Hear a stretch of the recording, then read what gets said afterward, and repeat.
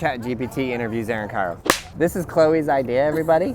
Just so you know, blame Chloe. It says, Aaron Kyro is the founder of Braille Skateboarding, a popular YouTube channel and skateboarding brand known for its skateboarding tutorials, yes, product reviews, okay, and promotions, don't really know what that means. Here are 20 interview questions tailored to Aaron Kyro. What first got you into skateboarding and how did it shape who you are today? Great question, ChatGPT. I'm glad you asked. What first got me into skateboarding is I was 6 years old and I was riding in the back of a car and I looked out the window and I saw these 3 skaters turn down an alley and I thought to myself, that was the coolest thing I've ever seen. That's what I'm gonna do. And why that stuck with me so solidly at the age of 6 years old, and here I am, a 41-year-old man sitting on some steps answering questions from a computer, is a good question. So that's what got me into skateboarding. And I don't think I got a skateboard till I was maybe like 8 or 9. So that's when I really started skateboarding, around 8 or 9. When people ask, how long have you been skateboarding? I always take the year from year 10, because it's easier to do the math. So I've been skateboarding for 31 years. And how has it shaped who I am today? Well, I think skateboarders look at the world differently. They look at this set of stairs and they think, wow, look at the ground, it's so nice. There's some trick I can do down that. Look at this crack. Like this set of stairs here specifically, somebody did a little Bondo over the crack so they could ollie over that one specific part, because this part right here is the best. You just look at the world differently. And I feel like it's created this thing for me where I can look at the world and see opportunities and see like creative ways that I can utilize the structures to do a trick, and I think this shapes the way you even think, right? The other thing that it really opened my eyes to the world and just meeting new people. And there's all kinds of people from all different places, all different backgrounds, all different system of beliefs. But if they ride one of these, you're like instantly a friend. And you're just like, hey, it doesn't matter if you're from Japan and you don't even speak the same language. I know that you know what a kickflip is. And I say, you got a nice kickflip. And then everybody's like, I don't know, it's just cool. So that's another thing too. And then, you know, I have to go with the never give up. Never, never, never give up, which is what skateboarding has really taught me, because no matter how many times you fall down, you feel like I suck, I'm never gonna get this. If you just keep going, you will get it no matter what. So I think that's a good life lesson taught from skateboarding. That was a whole video in itself. See, this is the kind of stuff we make when it's raining. It's raining, guys. Otherwise, we would be teaching Chloe how to do some skateboard tricks. You've built a huge following with Braille Skateboarding. What was the inspiration behind starting the YouTube channel? Good question. So the YouTube channel happened as almost sort of an accident, out of almost sort of a twist of fate. I got kicked off my sponsor and I thought, you know, my skateboard career is over. There's nothing I have left. I'm gonna take all of my hard-earned video work, all of my tricks that I've been saving for the sponsor for a long time, and I'm gonna dump it on this internet website where skateboard footage goes to die, and it is called YouTube. I believe it was December 2005, somewhere around there. Funny story is, looking back, somebody told me, Aaron, you uploaded your first video like 19 days after YouTube like officially became a video sharing website, because originally I think YouTube was like a different kind of video website that then turned into just like everything video. 19 days after that, which was like kind of blew my mind. Very interesting, but yeah, it was where my footage went to die, is where my career went to die. And then it changed everything for me. And then that first video went viral. And I just got this viewpoint that like, oh, maybe I don't need that sponsor. Maybe I can just make skateboard videos on my own. And maybe this is the whole shift of career, the thing that I've been looking for, the catalyst to make some sort of change in my whole life. And it did, and it was amazing. Did I answer the question really? Oh, what was the inspiration behind it? So then, from there, I was like, I wanna like give something to skateboarding, not just like, what can skateboarding give to me, but what is my contribution gonna be? And I feel like after this time now, I feel like what my contribution was creating a system of learning, an actual way that you can learn through repetition of the muscle memory motions. I would like to think about it of when I was a kid, what are all the things that I would have wanted to know about each and every trick? How would I have done it? How would I have learned it? I grew up in Montana and learned to skateboard completely alone. It took me 6 months to learn how to ollie. It was the hardest thing I ever did, trying to figure out how to move your foot, how does it work? And now you can just go onto YouTube and you can find the best, most detailed ollie instructions that exist ever, and it's awesome. So I just saw that there was a lack of good tutorial videos in this industry, and I just went, okay, I'm just going to teach as many new people to skateboard as I can. And then over the years, it became, the goal even shifted from there to like getting as many new people into skateboarding as I possibly can. That branched out from just tutorials into more like, oh, let's do like weird board videos, which that was a whole nother shift that occurred with Lance and I when this skateboard truck company sent us a glass skateboard to show their trucks. And then we were like, you know, you sent us a glass board, we're obviously gonna skate it. And then that video went viral and we realized we would go to the skate park and people would be like, oh, you're that guy that skated the glass board. And then I saw your tutorials and I got started skating. Oh, you're that guy that skated the iPad. There's all these stupid videos. Honestly, I did think they were all stupid videos, and I still kind of think they're stupid videos, but they're stupid fun. They're stupid fun that gives somebody the idea of like, oh, look at these guys, they're having fun. Skateboarding is fun. And it kind of went from this like serious like skateboard industry of like, you must kickflip 900 stairs, who can do the biggest rail, who is the absolute best, to just like back to the roots of why I started skateboarding as a kid in Montana. Pick up this thing, you just want to ride around, learn some new tricks, and just have fun. So that's where it started, and that's what I feel like my contribution is, and it's been an amazing journey. And will continue to be an amazing journey as I continue to figure out new ways to improve the tutorials, better ways to teach. I'm actually working on a series right now. I don't know when this video is going up or where we will be at with the release of this, but I'm working on a new series where I am just basically teaching you the lesson. I go through stretching, I go through each trick in the specific order that it would take for anybody, any one of these people out here that have never touched a skateboard in their entire life could watch this video series, dedicate 10 minutes of their day every day, get a skateboard and just practice on the skateboard for 10 minutes.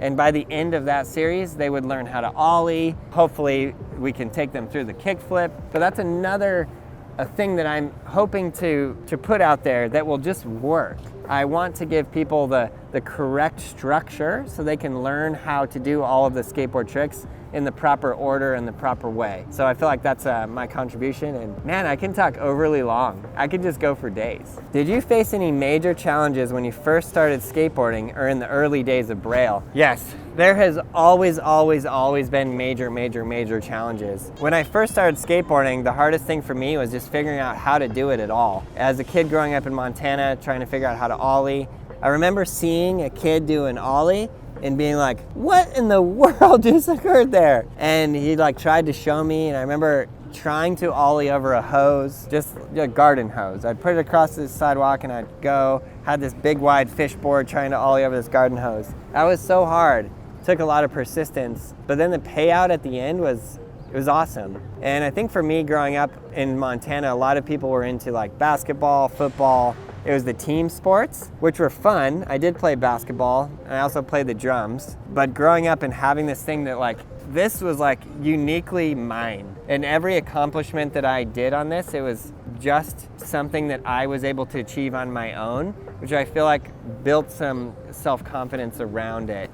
Which doesn't mean that like the team sports didn't do that, but for some reason I just gravitated towards skateboarding more. Like I had friends on the basketball team and that was really fun, but my skateboarding friends were all, it was just so unique and so cool and so different. You know, one of my best friends growing up, he was from Nicaragua and he was skateboarding too, and it was cool to like, I don't know, we just skated and we listened to punk music and it was fun. It was like a really fun childhood growing up. Did you face any major challenges when you first started Braille skateboarding in the early days of Braille? The early days of Braille, the main challenges were being hated, completely and utterly hated. So yeah, doing YouTube tutorial videos, doing YouTube at all was very hated. If you had footage on YouTube, you were hated, period. It just is the way it was. So we just had to sort of go, I don't care if people hate me, I'm gonna make these videos, they're fun, and I'm gonna build a career out of it. So that was the biggest challenge.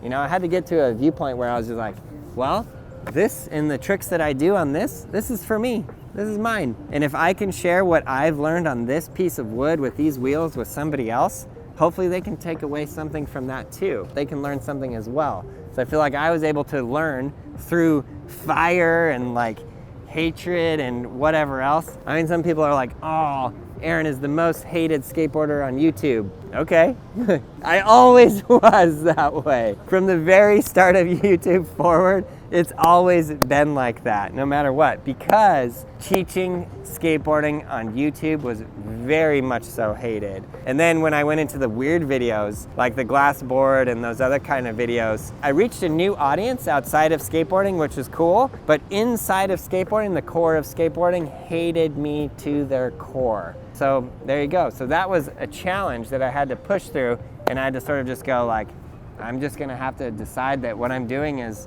good for me and it's good for others, and I'm learning, they're learning, and if I can pass this knowledge of how to do this trick. It's funny because it's actually such a simple thing. The goal is to teach somebody how to do a kickflip. Just a kickflip.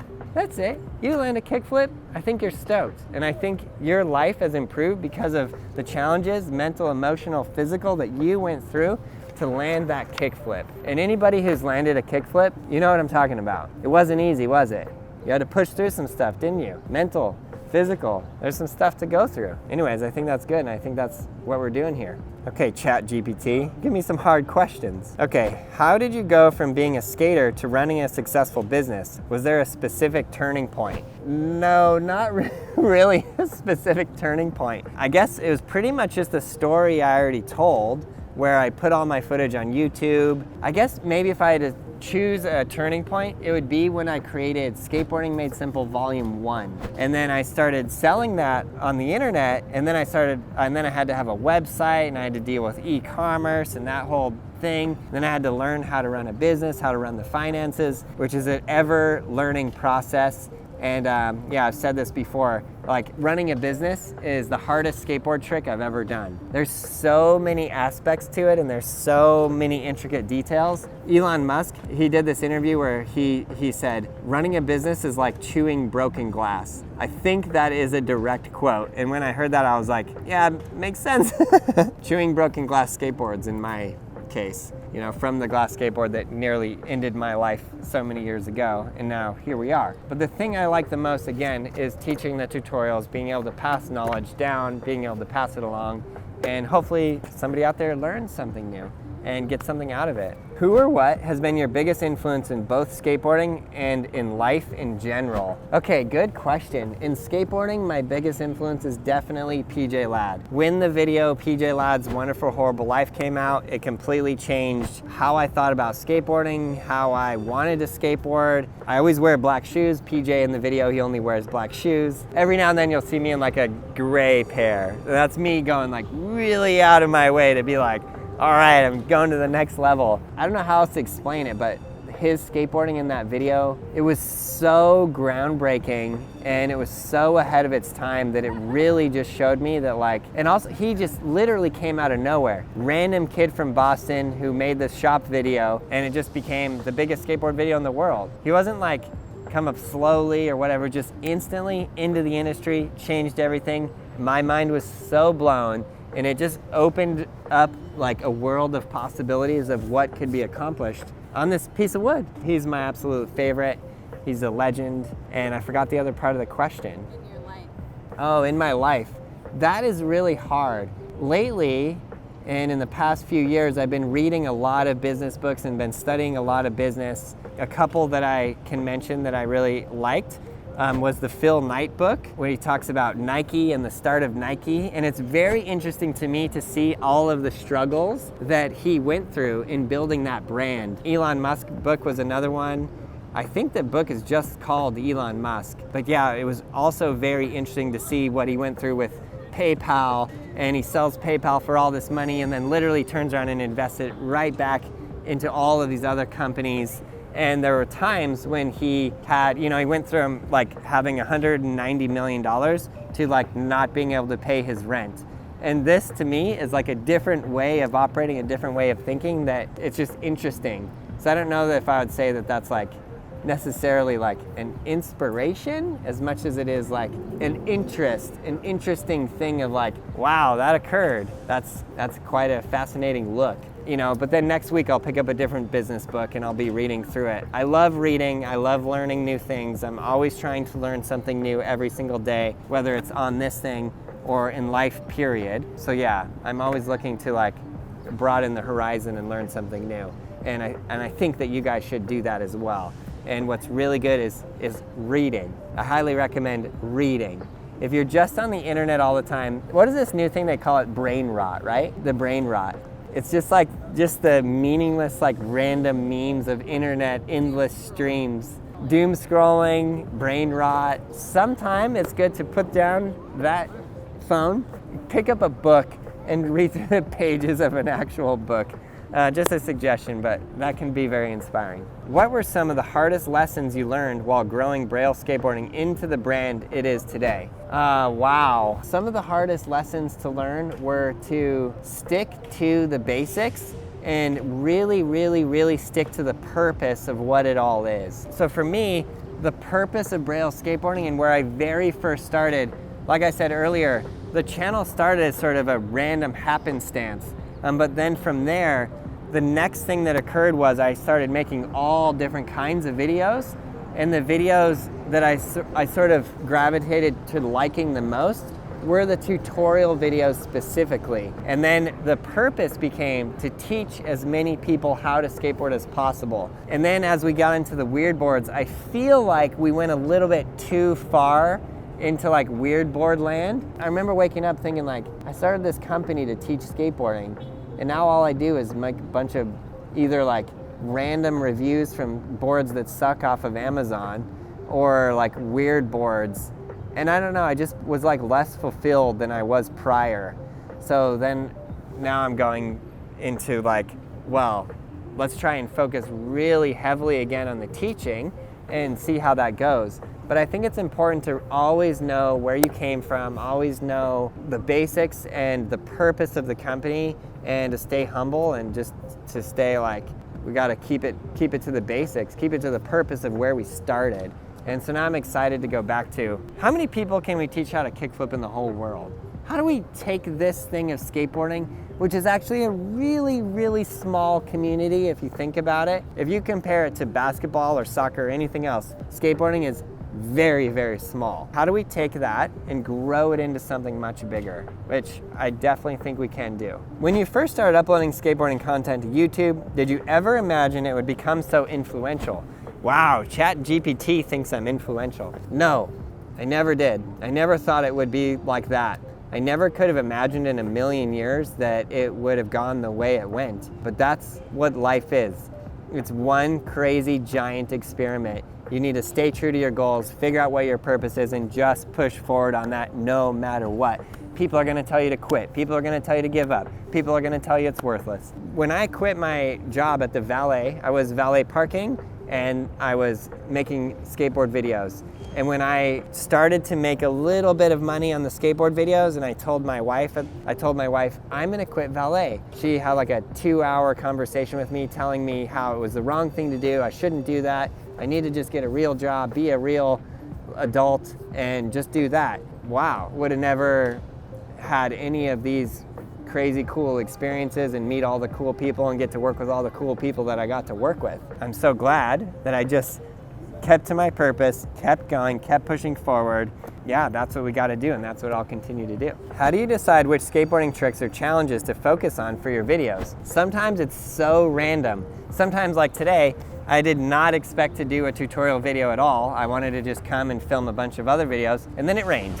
And then the ground is wet. So I couldn't film the videos I wanted to, so guess what? I ended up with a tutorial. And other times, which is a much better way to do it, is it's based on the comments. So if somebody says, I want to learn how to do a hard flip, and let's say that comment gets a bunch of likes or whatever, or maybe I literally just see somebody say, I want to learn how to do a hard flip, and I go, well, I want I want to teach that person, I want to help them. Even though I've made hard flip videos before, that's another thing I find kind of interesting. People will say like, please Aaron, make an ollie tutorial. And I'm like, I've made over 100 ollie tutorials. Maybe you didn't see them, maybe it didn't come up in your feed, which is another interesting thing. Like, I've been working for, I don't know how many years now, 14, 15, 18 years to build a channel. Sometime you'll upload a video and nobody gonna see it, right? It's interesting how the platforms themselves have also changed and evolved, and it's just a very interesting, skateboarding itself is in an interesting place. Skateboarding on the internet is an interesting place. These social media platforms are in an interesting place. So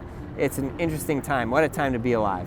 Braille has had a huge impact on skateboarding tutorials. What do you think sets your instructional style apart from others in the space? That's a great question. I think that I am just able to really talk a lot. This video should have proven that 5 times over. It's meant to be 20 questions, and now it's like 800 hours long. We're on question like 8 or something. I can talk a lot, and I think I can explain in really excruciatingly painful detail, but I think the thing that set mine apart from other people's, the order, the sequence of the order, and specifically like, this is how you drill in the muscle memory, and you can practice the muscle memory of this trick without just repeating, like just trying to do the whole trick at once. You can stand still, you can practice just the muscle memory. You can sit down on your couch and you can just practice the muscle memory, and then you can go outside and you can do a kickflip. One kid told me he sat down and watched a movie for 2 hours and just flicked his board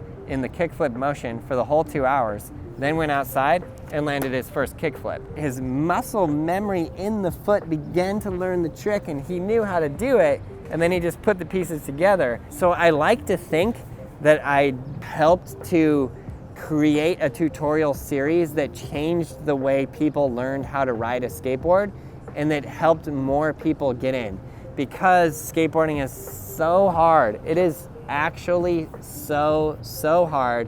It can be dangerous, it can be scary, and that learning curve when you're very first starting is so difficult. So I like to think that my contribution to skateboarding is helping people go from ground zero, no skateboarding at all, to brand new skater. I feel like I'm just getting started in that and developing new ways to teach that as well, which I'm excited about, and you'll see some new tutorial videos coming soon.